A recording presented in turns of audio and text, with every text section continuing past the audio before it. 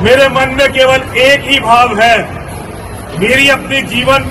मैं माफी चाहता हूं, मैं ये बोल रहा हूं मगर मुझसे कहा गया था। तो बंधुरा सबाई केमन आछो? आज के जे भिडियो आपनादेर देखाते जाচ্ছি एमआईएम चिफ আসাদউদ্দিন ওয়াইসি জি কি বললেন চলুন ভিডিও দেখুন এবং এই ভিডিও দেখার পরে আপনাদের কি মতামত নিচে কমেন্ট বক্সে লিখে অবশ্যই জানাবেন। তো বন্ধুরা ভিডিও শুরু করার আগে আপনাদেরকে আমি একটা ডিসক্লেমার দিয়ে দিচ্ছি, আমি কিন্তু কোনো পলিটিক্যাল পার্সন নই এবং আমাদের এই চ্যানেলটা একেবারে নিরপেক্ষ চ্যানেল।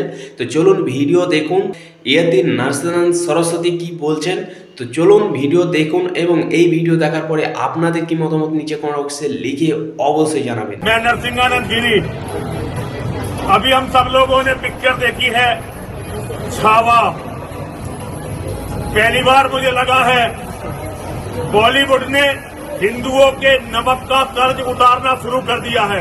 कि आप जिक्र मत करिए, मैं उनका नाम नहीं लेना चाहता।